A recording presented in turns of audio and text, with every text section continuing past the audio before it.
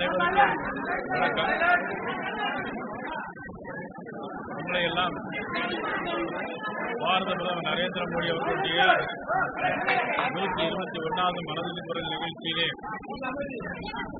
ஊடகங்கள், பத்திரிகையாளர்கள் உங்களை எல்லாம் சந்திப்பதில் நான் மிக்க மகிழ்ச்சி அடைகிறேன்.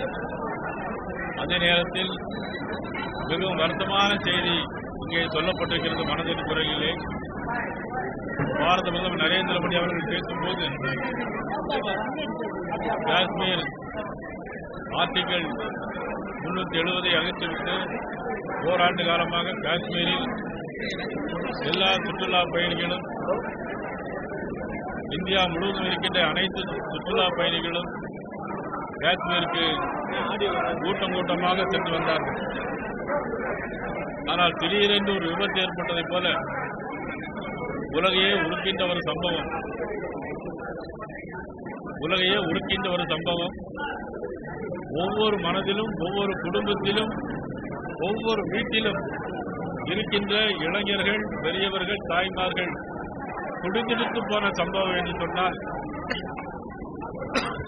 பெஹல்காமிலே நடந்த சம்பவம். 27 பேரை ராணுவ உடையிலே போய் சுட்டுக் கொண்டதை இங்கே மனதின் குரலிலே இன்னைக்கு பாரத பிரதமர் சுட்டிக்காட்டினார்கள். அந்த 27 பேரையும் ராணுவ உடையிலே வந்த இஸ்லாமிய பயங்கர தீவிரவாதிகள், நீங்கள் இந்துக்களா, இந்துவா, நீ இந்துவா அப்படின்னு சொல்லி உங்களுடைய ட்ரெஸ் எல்லாம் கலத்திட்டு சுட்டு கொண்ட சம்பவம் மிகவும் இன்னைக்கு உலகத்தையே உலுக்கி இருக்கிறது. அதற்கு நிச்சயமாக பதிலடி கொடுப்போம் என்கின்ற உறுதியினை நமது பாரத பிரதமர் நரேந்திர மோடி அவர்கள் இன்றைக்கு மனதின் குரலிலே சொல்லியிருக்கிறார்கள். உண்மையிலேயே தமிழ்நாட்டில் உள்ளவர்கள் மட்டுமல்ல, இந்தியாவில் உள்ள அனைவரும் திரும்பி பார்க்க வேண்டும். ஏன் என்ற சம்பவம்? ஒரு இந்துவாக பிறந்தால் அது மாபெரும் தவறா? ஒரு இந்து என்று சொன்னால் சுட்டுக் கொல்லப்படுகிறார் என்று சொன்னால் இதையெல்லாம் பத்திரிகையாளர்கள் நீங்கள் உலகிற்கு வெளிச்சம் போட்டு காட்ட வேண்டும் என்பதுதான் இந்த மனதின் குரலிலே சொல்லப்பட்டிருக்கிறது. அதை நீங்கள் சொல்ல வேண்டும். அதே நேரத்தில் இன்றைக்கு இஸ்ரோ, உலக விஞ்ஞான அனைவரும் எதிர்பார்க்கின்றது நமது இந்தியாவுடைய இஸ்ரோ தான். இஸ்ரோ பிஎஸ்எல்வி ராக்கெட்டை ஏவுகணை செய்த போதும், சந்திராயன் பூமியில வந்து இறங்கிய போதும், சமீபத்திலே நமது விஞ்ஞானிகள் ஒரு சிறு கோளாறுக்கு பிறகு அவர்கள் தாமதப்பட்டு தரையிறங்கிய போதும் மிகப்பெரிய சாதனையை நமது இஸ்ரோ சாதித்திருக்கிறது. அது மட்டுமல்ல, சூரியனின் பக்கத்திலே கூட நமது கோள்கள் சென்று வந்திருக்கிறது. அது மட்டுமல்ல, உலகத்திலே மிகப்பெரிய ஒரு சாதனையை, விண்வெளியிலே ஏறி பிறகு இறங்கிய சாதனையை நமது இந்தியன் இஸ்ரோ தான் செய்து காட்டியிருக்கிறார்கள். இதையும் இந்த மனதின் குரலிலே சொல்லப்பட்டிருக்கிறது. அது மட்டுமல்ல, ஒவ்வொரு நாட்டிலும், ஒவ்வொரு மாநிலத்திலும் என்னென்ன பொருட்கள் விவசாயத்தில் விளைவிக்கப்படுகிறது. காபி யார் பயிரிடுகிறார்கள்? ஆப்பிள் குளிர் பிரதேசத்தில் விளையும்னு சொன்னாங்க. ஆனால் 35 டிகிரி வெப்பத்திலையும் ஆப்பிளை விளைய வைத்தது அந்த ஜிதேந்திர விவசாயி. அதை கண்டுபிடித்து, அதாவது ஒவ்வொரு மாதமும் கடைசி ஞாயிற்றுக்கிழமை இந்த மனதின் குரலில் ஒவ்வொரு முக்கியமானவர்கள் எந்தெந்த துறையில் அவர்கள் தேர்ந்தவர்களோ அவர்களை தேர்ந்தெடுத்து அவர்களோடு பேசி அவங்களுடைய நிகழ்வுகளை அவர்களோடு பகிர்ந்து கொள்வது பாரத பிரதமர் நரேந்திர மோடியுடைய வழக்கமாக 121வது மனதின் குரலிலே இங்கே இப்பொழுது இன்னைக்கு நாம் பார்த்தோம். ஆனால் இதுக்கு முன்பே நடந்த ஒரு ஆண்டுக்கு முன்னால் நடந்த மனதின் குரலில் இதே பகுதியில் நமது சதீஷ் அவர்கள் ஏற்பாடு செய்திருந்தார்கள். அன்றைக்கு இதே கராத்தே தியாகராஜன், கரு நாகராஜன், சாய் சத்யராஜ், நான் உட்பட, திரு அண்ணாமலை அவர்கள் உட்பட எல்லோரும் கலந்து கொண்டோம். ஆனால் அது எந்த விதமான ஒரு அசம்பாதம் நடைபெறவில்லை. ஆனால் அன்றைக்கு எங்களுக்கு அனுமதி இருந்தது கடந்த ஆண்டு. ஆனால் இந்த ஆண்டு ஜாயின்ட் கமிஷனர் விஜயகுமார் அவர்கள் எங்களுக்கு அனுமதி தரல. நாங்கள் பொது இடத்தில் போட்டிருந்தோம், எல்லாருக்கும் அன்னதானம் கொடுப்பதற்கு ஏற்பாடு பண்ணியிருந்தோம்.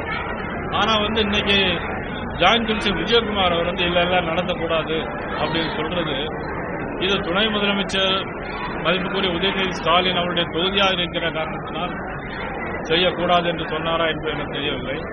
அல்லது துணை முதலமைச்சர் மட்டுமே அவர் காவல்துறை அதிகாரியாக இருக்காரா என்பது மட்டும் எங்களுக்கு புலப்படவில்லை, என்ன என்று தெரியவில்லை. ஆனா ஒரு வகையில எங்களுடைய கண்டனத்தை நாங்கள் பதிவு செய்கிறோம். காவல்துறை தங்களுடைய கடமையை செய்ய வேண்டும். முதலமைச்சர் திரு உதயநிதி ஸ்டாலின் அவர்கள், நீங்கள் அடக்குமுறையில் தயவு செய்து எந்த காரியத்தையும் செயல்படுத்த வேண்டும் என்று தயவு செய்து நினைக்காதீர்கள். மக்கள் மனதில் ஒரு மாற்றம் வளர்ந்திருக்கிறது.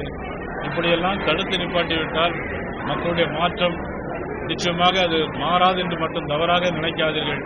ஆட்சி உங்களுக்கு நிரந்தரமானது மட்டுமல்ல என்பதை இந்த நேரத்தில் நான் உங்களுக்கு தெளிவுபடுத்த விரும்புகிறேன். அவர் தான் அனுமதி எழுதி கொடுத்திருக்கிறார். அனுமதி எழுதி கொடுத்து ஒரு வாரம் ஆச்சு. பெர்மிஷன் கொடுத்து ஒரு வாரம் ஆச்சு. ஆனால் இன்னைக்கு பொது இடத்துல பண்ணக்கூடாது, மண்டபத்தில் பண்ணுங்க அப்படின்னு. ஒரு வகையில் எனக்கு விஜயகுமாருக்கு தேங்க்ஸ் சொல்கிறேன். அங்கெல்லாம் போட்டால் ஒன்று வெயிலில் தான் நாங்கள்லாம் நின்றுட்டு இருக்கோம். இங்கே மண்டபத்தில் இருக்கனால கொஞ்சம் குளிராக இருக்கனால தேங்க்ஸ் விஜயகுமார். இது திட்டமிட்டு செய்யப்பட்டதுன்னு பார்க்குறீங்களா, இல்லாட்டி இது எப்படின்னா பாரதிய ஜனதா கட்சியுடைய வளர்ச்சியை விரும்பாம ஆளுங்கட்சி தரப்பில் இந்த மாதிரி திருமாவளவன் அவர்கள் எங்களுக்கு ஏடிஎம்கே டோரையும் க்ளோஸ் பண்ணிட்டோம், விஜய்க்கான டோரையும் க்ளோஸ் பண்ணிட்டோம், கூட்டணி ஆட்சிக்கு அதிமுக முன்வருவதை கூட எங்களை அழைத்தார்கள் அப்படின்னு சொல்லியிருக்காரு. வேல்முருகன் ஒண்ணு நினைக்கிறீங்க, அவர் ஒரு கூட்டணியில் இருக்கார். திருமாவளவன் ஒரு கூட்டணியில் இருக்கார். இவர் எப்படி போய் ஏடிஎம்கே டோரை எப்படி க்ளோஸ் பண்ண முடியும்? இவர் எப்படி போய் திரு விஜய் டோரை க்ளோஸ் பண்ண? முதல்ல அவர் வீட்டை டோரை அவர் க்ளோஸ் பண்ணணும். அவர் வீட்டு டோரை அவர் க்ளோஸ் பண்ணட்டும்.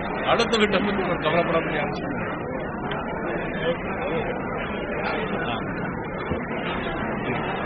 பிளே ஸ்டோர் மற்றும் ஆப் ஸ்டோரில் இருந்து பாலிமர் செயலியை QR கோடு மூலம் பதிவிறக்கம் செய்யுங்கள். செய்திகளை உடனுக்குடன் பெறுங்கள்.